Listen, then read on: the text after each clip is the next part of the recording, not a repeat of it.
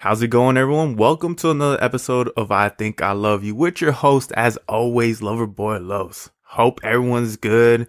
Today's episode is really heartfelt. Oh man, we talk about marriage, we talk about divorce. This one's really heartfelt because my friend Regina opens up about what led to her divorce, her marriage, and everything. So this is really an episode where we get emotional, we get deep.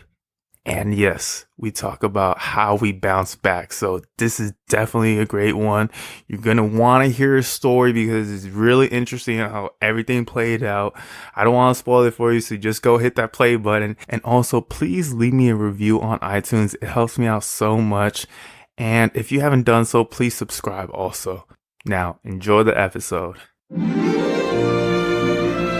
Welcome to I Think I Love You, where we keep it real with your past, current, and future relationships. With your host, Loverboy Los. Welcome everyone to another episode I Think I Love You. I'm your host, Loverboy Los. And I got a very special guest with me today. I worked with this woman before. My name is Regina. Man, how do I introduce myself? I am a Dope woman. I'm a dope woman. Mother of two other little beautiful, I like to call them actually baby ladies, because I recognize that they're just little baby women. Yeah. And okay, Regina. So the reason why I wanted to interview you today is I felt that you have a lot to say because, as my listeners don't know, you've been through a divorce. Mm-hmm. You have 2 kids from this divorce, correct? Yep. But to me, it's like you bounce back from that and you're in a relationship, but all the things that you've been through must have been hard for you, and it was challenging, and raising these 2 beautiful daughters that you have must be a challenge on its own. Mm-hmm. So I wanted to ask you, what's been your motivation to get through all that, and how did you even get through this? Because I know there's people that have been through this stuff and want to know, like, how can I get by? Man, what I've finally come to realize, and this is just in life, and I know this podcast is about love, but a lot of this is just life lessons, really, and that is that every part of life is beautiful. Every experience you go through is beautiful, and we don't have to label everything as good or bad or failure or success, because, you know, we all know success doesn't come without failure, so failure really is success, you know? Mm-hmm. When I got married, I was really young. And, you know, it wasn't even one of those stories where I had to be pregnant, you know, or anything like that. It was just, I was 20 and I was raised in a Christian home. Mm-hmm. I was a really good girl. And, you know, I was a virgin till I got married. Oh, wow. That's rare nowadays, too. Yeah. And so was my ex-husband when we got married. Oh, hold on. Did you meet through church? Huh? Did you meet through church? Oh, yeah. Oh, man. Big time. That's funny. Big time, yeah. So this is a very, like, specific kind of story, which I'm sure that there are other Christian kids out there that, you know, might have a similar story, but I grew up in a church where they preached about abstinence and purity, and so I definitely, you know, was trying to be all about that, trying to make my parents proud, you know, try and make God proud of me, like all those things, you know, when you're 15, it's like the only thing that's really pushed in your face is about sex or drugs. And so it was like just the focus was like, it was so focused. It was just a topic that was focused on all the time. So yeah, we met through church. I was singing and doing all the music at a kids camp, and he was there as like a counselor, and we met and we fell in love right away, and 2 years later we got married. Oh, wow. Yeah. That's pretty fast. Yeah. But and then 9 how months. old were you, just so I know? I was 20. Oh, you were just 20. And Dang. I turned You couldn't 21. even drink yet. No. And 2 months later, I turned 21. But yeah, no, there was not even alcohol at my wedding. Like, wow. It's so funny to talk about it now because it's just, I know it sounds so crazy. It's so crazy. When I was doing it, it didn't feel crazy. I mean, I knew people looked at me like, you're way too young. What are you doing? But you're in the moment, though, and you I was love like, that no, person I at the believe in time. this. This is, you know, I'm different than everyone else and blah, blah. And believe me, my ex-husband's parents had a similar story, not about being raised as Christians, but getting married early. And they're together? They're still together, yeah. And so, there are those stories. Mine's not one of those stories. So, yeah, it's okay. I think everyone goes through that. No, so you got married at a young age, and at this time when you're with your husband, what were some of the challenges of being a young married couple? We, well, first of all, I got married 9 months into being married. I'm sorry, I got pregnant 9 months into being married. Oh, so you guys were already having kids. Damn, Yeah, you and guys did not slow down at all. We weren't trying. It just was one of those, like, I'm just super fertile. Yeah. Let me tell you. I don't believe in birth control. So, yeah, exactly. And so, I was a kid having a kid. I never lived on my own. Yeah. I moved straight from living at home to being someone's wife and being a mother. I mean, that was like, and I got my degree in music. I finished my last year of college being married. Wow, So, that's a lot of stuff to be doing. Yeah, and then I got pregnant. So I sang for my senior recital, and I was 7 months pregnant. And then from that point on, my ex-husband, he didn't want me to work. I mean, it wasn't pushed on me, but we both decided it would be best for me to be a stay-at-home mom. You guys decided on that? Yeah, Okay. and so I didn't pursue any kind of career or anything like that. I stayed at home and took care of my babies. And I remember the first thought I had when I realized that my marriage was over and, all the things that flood your mind. But one of the first concerns was like, oh my God, how am I going to provide for my kids? I don't have a career. I didn't get a job. I didn't I was working at CBK for a little bit because we had lost a business, but, I didn't take the time to do that. And so I thought, man, I'm a failure. I didn't do this right. And I started thinking, like, I'm going to teach my girls different. Like, don't do this. Don't ever trust a man to provide for you and all these things. And yeah, there's a lot of truth to all of that.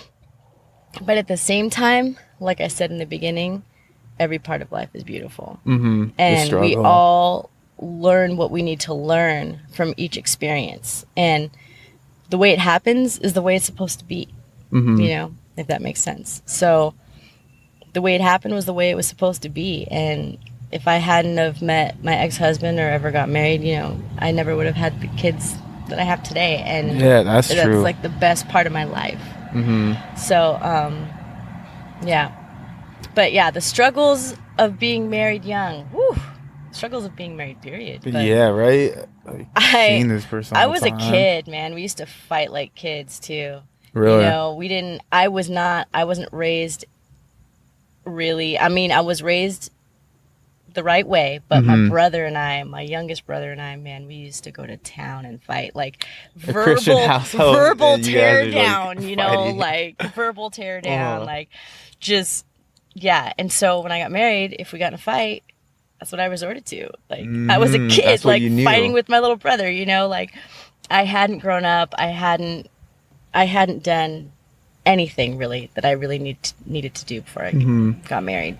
And so that, I think, created a lot of issues. Even now I'm 37 and I realized my 20s and my 30s were kind of flipped. Like my 20s, I did everything that all my friends are doing right now. Yeah. Being at home with the babies and going to preschool and doing the PTF. I already did all that. And now I'm like in my 30s, like, whoa, I'm single. Going out, going out to the club. I don't know what you do, but I'm just kidding. Yeah, but exactly. Just, it's a completely different lifestyle that I didn't have, that I missed out on, but I don't regret any of it. So when you and your husband will get into these fights, would you, say sorry to each other, or would you be like, oh? Absolutely. I mean, it's so funny because through the years, we were married for 13 years, and we definitely did a lot of growing up together. Unfortunately, there were just a couple really painful things that happened that just couldn't be reconciled. And so it was just, by the end, it was like completely falling apart. So like, it just needed to put what's it some to of the bed. things that you guys couldn't reconcile on? Affairs. Things Oh, like really? that. Yeah. Yeah. In fact, When did you first find out? Was it a year or 2 years into the marriage? that's funny that you said find out, because you're assuming that he's the one that cheated. So it wasn't that way. No. Oh, okay. So it was Yeah. you that cheated. Yep. Okay. Well, and by the end, we had both done it to each other. By the end, but okay. I But you was- were the first one. Technically, I mean, honestly, I've had a lot of conversations about this with people that know me and that knew us.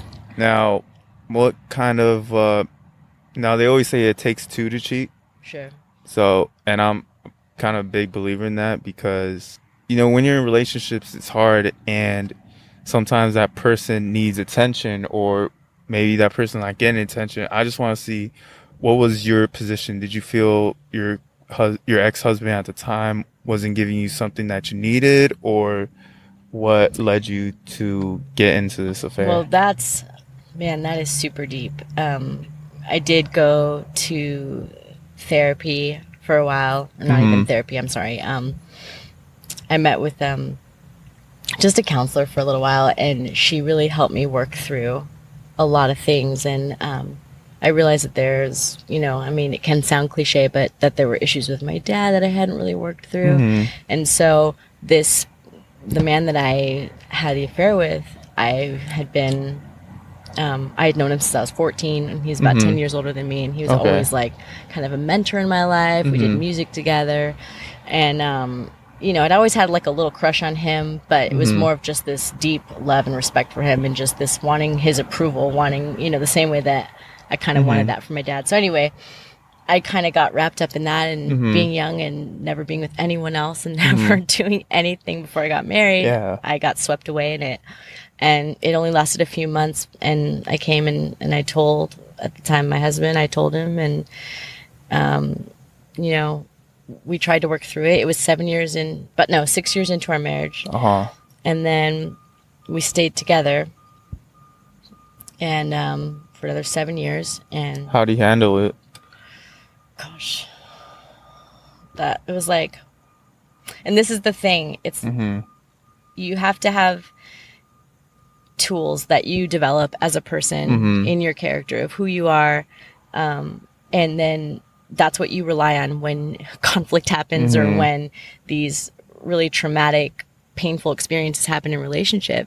You know, if you haven't developed those tools, then you get kind of lost. And so, you know, I can't really speak for him. I feel bad putting words into his mouth, but I know that he would say this. We've had conversations about this, but he didn't know how to be honest with himself. And so in the beginning, he had his own complex of always wanted to do the right thing and be the, you know, the Messiah complex. And like, so immediately he was like, I forgive you. It's fine. We'll stay together. And then I remember my counselor telling me, you know, you better hope he gets mad soon, because this is all building up to a big explosion. That's the And thing, he really yeah. needs to face this pain, this reality. And so, sure enough, that's exactly what happened. And he ended up getting into drugs and having different women. And then we tried to get through that. And then it's still a couple years later, by the end, it was just a big fat mess. So, you know, and I don't want to speak badly about him or anything like that. And so that's why I'm very hesitant on like the exact details, because like you said, it does take two. And we did the best we could. Yeah. No, definitely. You know, but at this point now it's interesting because you realize that love has so many different faces in different relationships, right? So Very complex. he's now my ex-husband. He's now the father of my children, of our children. And he will be family for life. You know, it should be that way.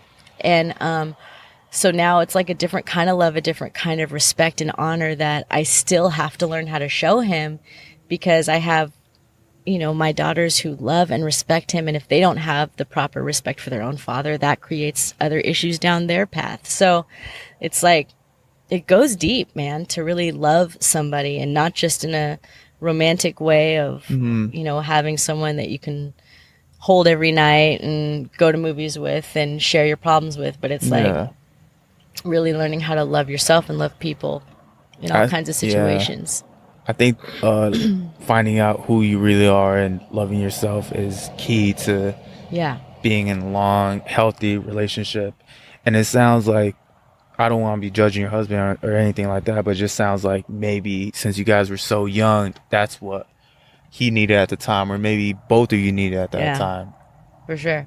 Looking back at that now, what would you give advice to yourself on maybe if you guys could have saved it or maybe that was the right thing to do?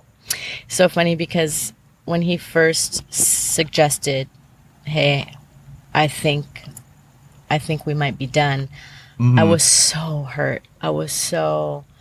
And I found out about this other girl that he was with. And again, I'm not trying to badmouth him because this really ended not just because of that. It ended because of so many other things. Yeah. And other issues he was dealing with. And so I was so hurt. And we waited a year before we even separated or even told the girls, or even decided really that we were going to get divorced. And so you guys waited a whole year. But unfortunately he was going back and forth with this girl. Like he kept breaking it off with her, but then he'd go back to her, and like I ended up finding out all about it. So I feel like it wasn't a pure, trying to work it out, because he was still struggling on the side with this other hoe. No, just kidding. That's another interesting thing, because I've had a conversation with her since then. And oh, you did? Okay. Yeah. And not throw down, bitch, you want me to be at the corner? Yeah. Take off my rings right now. No, it was like, she's crying, apologizing. I'm saying, listen, I forgive you, because... That takes a lot of courage to do that. Because I told her every night, because the man I had an affair with, he was married. And I still have dreams to this day, even though it's almost been 10 years. Every now and then I'll have these dreams where she forgives me, because we were friends. Oh, his wife too. Yeah. And,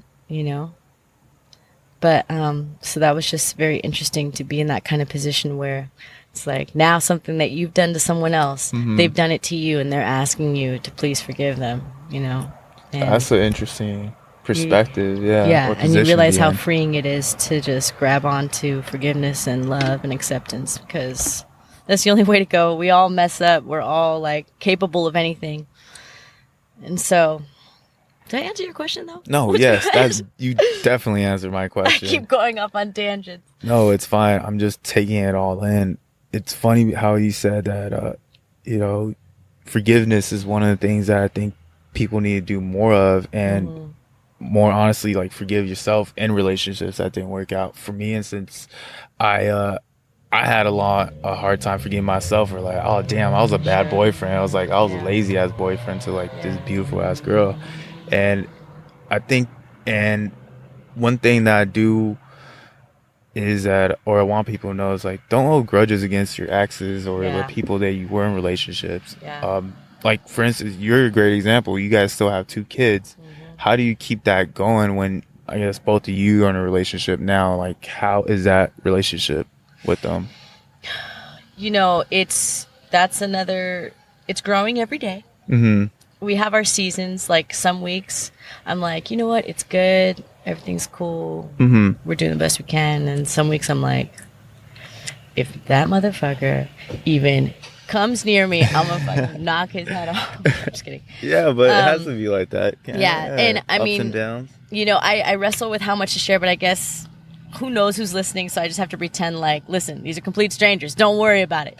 But just to give more clarity to the story, my ex-husband, he ended up a year after we got divorced getting into he became an alcoholic, and really I realized he was an alcoholic the last few years of our marriage, and I just didn't notice because I was just so used to it, Yeah. But and so he had to step away kind of from being a dad for about a year, because he got in a little bit of trouble, got DUI, and blah, blah, blah. So, so that put another layer of trying to make everything cool between us to I got to protect the girls now. But even through that, now it's tricky, man. I wish I could say it's and you know what? It's just beautiful. Get along, we split time with the girls. It's great. It's going well sometimes, and sometimes it's just... No, but you have to keep it real, though. Yeah. I think it's honesty is something that's very important in a relationship. If you're not honest with your partner, how do you expect to grow with them? It's not always all good, like you said. Yeah. But I think I was just thinking about a question you asked me earlier. If I could go back and tell myself when I was younger and when I was first married, some of the stuff that I was really bad at in relationship. And maybe there's someone out there that is, be honest with yourself, guys. If you struggle with this, fix it. Just the best way to be a good partner to someone is to just be honest with yourself. And sometimes it hurts. It hurts to really look at yourself and go, I do that. I do that because I need this. And, you know, like you can start to feel ugly, but that's why you can't have shame. You know, don't be ashamed. We're all together in this. We all have our stuff. And so if anything, you know, you were saying don't hold grudges against your exes. I would even go a step further and say, be grateful. Be grateful for what they showed you. If you can walk away and say, I learned something, I'm better because of this, or, you know, like even if it is, damn, I fucked that up. I just talked to one of our homies from CBK. Oh, okay. Yeah, you know who I'm talking about. And he's like, I'm trying to figure out what did I do? Like, how can I? And I said, bro, I know you want to be with her, and you know, once you get past that, if you can get over it, if it doesn't work out, like that's the hardest part. That's the hardest part, but just learn from this and love it, because I promise you, if you look back and process this whole thing the right way, you're gonna be such a better boyfriend than the next relationship. You know, and that's how it's supposed to be. And so we just look back at our exes and we go, thank you for teaching me and showing me my true sides, my true colors, because I needed to see them. Exactly. You know? I had a friend that has a line in a song she wrote and says, you bring out the worst in me and it's the side I need to see. So, oh man, that's a great line. Yeah. It's truth. No, because a lot of people don't want to move on, or it's hard for them to move on. Don't blame you. Like, you were in a 6-year marriage, so. No, 13-year marriage. Oh, 13-year marriage. Oh, sorry. Yeah, 6 years, you know, the whole trauma happened with me fucking everything up. And then we tried for another 7 years together. Wow. Before we threw in the towel. Because I told you guys too, really we were raised Christian, and so it was this whole battle against. That's a whole other topic of like no divorce, feeling like the church is gonna judge and people are gonna judge and you can't do this and God says no, and then realizing like I look back and I think I was beginning to say this a couple minutes ago, but I was so hurt at first, like no, don't end this, don't do this, don't give up, don't. And honestly, I can say now, like, I'm so grateful that he was brave enough to end it. Because I'm definitely in a better place now than you were. Yeah. And even, you know, my partner right now, my boyfriend, he's an amazing man. And I've learned so much from him. And, yeah, like I said, everything happens the way it's supposed to happen, you know? So, after you guys go through this divorce, how do you cope with this breakup or through this divorce? How did I cope? Did you go out with your girlfriends? Did you try dating already? How long was it until you started dating I was again? hoping you wouldn't ask me that question, because You know, I asked some personalized questions. it was I pretty told you this in quick. the beginning. It was pretty quick. I'm gonna keep it real. It was pretty quick after, like, I mean, like I told you, we waited even a year before we even got divorced, you know, and, you know, and at that time I wasn't seeing anyone until we were done. But what I'm trying to say is by the time we were done, we had been done for like 5 years before that. Yeah. So it wasn't like my heart was Still connected to someone that I was still attached to. It was more of just this. And, you know, I've talked to my boyfriend. He's actually helped me through so much of this. He's been through a lot of the process with me. But, shoot, I forgot what I was saying. You've been through the process, and you started dating right after. Yeah, well, it's, I didn't start going out and dating other guys. I just ended up, the guy I'm with right now, I knew him when I was in high school, and we were in high school together. We actually used to do music together for a little bit. Oh, wow. Yeah, so that's a whole other story. It's a beautiful story. But You went through the whole dating process. You already went through this divorce. Now, oh, that's what I was going to say. I'm sorry. I was going to say something and I lost it. Was that I think when the divorce finally ended, it wasn't that I was so upset and so hurt because I necessarily wanted to hang on to my ex-husband. It was because I didn't want to lose my family unit. Okay. And for those of you who have kids and built a family and then, you know, ended up splitting, I know you can relate to that because it's, you know, you have things that you do together as a family, and we actually still try and do that. Especially in the beginning, we would like still go to the pumpkin patch together. We still go trick-or-treating all as a family because that's important to my girls, that their dad and their mom are there together, you know? And so we try and create those moments. But I think that was really the hardest part for me to let go of. And a lot of that is just social constructs that you're trying to fit into. And then you realize it's okay. Like, your family might look a little different and be a little different, but it doesn't we're still mean, hanging out. Yeah, but it doesn't mean that, you know, you're not a family anymore. It's just not, it might not look like your neighbor's family, but it is a family, you know? And at the end of the day, that's all that matters. Yeah, exactly. So how'd your daughters take this when you were going through the divorce? They were like, no, mom and dad need to stay, or I guess that must have been really tough for you to break it to them. Oh yeah, that was, whoa. That was like the worst. We were scared to death to tell them. How old were they? They were in 4th and 2nd grade. So yeah, 7 and 10. So they're already at that age where they can process. Like, yeah. You know, it was that whole fear of like, great, my kids are going to be from a broken home. You know, I remember one of the girls at work, I'll tell you later who it was because you probably remember her, sweetheart. She helped me get through it. She came from a broken home. And I remember asking her, like, were you mad? Were you mad at your mom? Did you hate your dad? You know, were you so sad and depressed? Were you like, what did it do to you? And she just looked at me and she's like, I was fine. I'm fine now. And my mom's happy. She's like got the best life. And we're That's all awesome. cool. Yeah. And, you know, like, she's like, trust me, you're going to be fine. Your kids are going to be fine. Kids bounce back and they adapt. And to be honest, I've learned more from them through all of this than anyone else. You know, they've taught me so much just watching how they deal with everything, but they've handled it beautifully. And we've become closer, you know, through it.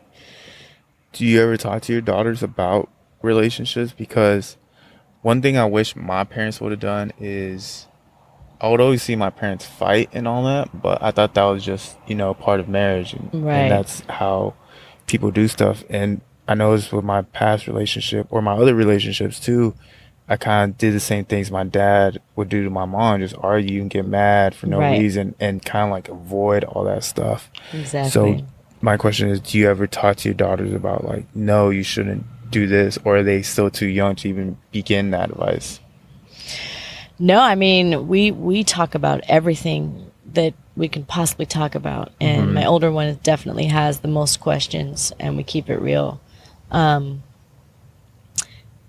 That was one of the hard things when I was married, is that my ex-husband didn't want to his parents never fought in front of him. And so he wanted to carry that into our family. And I don't think that that's a bad thing necessarily, but it can be dangerous to kind of portray this like, oh, we never fight kind of thing, because then it's like, well, yeah, people do fight actually. And again, there comes into play those tools I was talking about. Like, do you have the tools to get through those conflicts, those arguments, those passionate, like frustrating moments where you might want to give up or might want to lash out or whatever.